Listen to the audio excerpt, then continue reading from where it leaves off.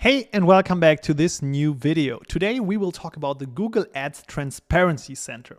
So imagine the following use case. You have a company, for example, like our company Magier Design. So we are offering a design as a service for B2B companies.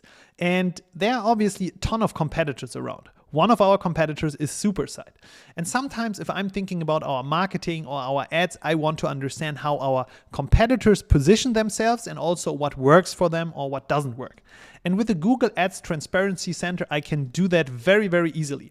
So just go to adstransparency.google.com and then we can choose any time frame. So for me, anytime, any location and any platform. And then I can simply type in the advertiser's name. In my case, supersite.com. So I'm typing it in, and now here I can see all sorts of ads that they are actually publishing right now on Google. And this can be visual ads, but this can also be written ads. And if I click on this ad, I can also see when the ad was last shown, what's the format of this ad is, and yeah, just basically get a ton of inspiration and see how they are doing it.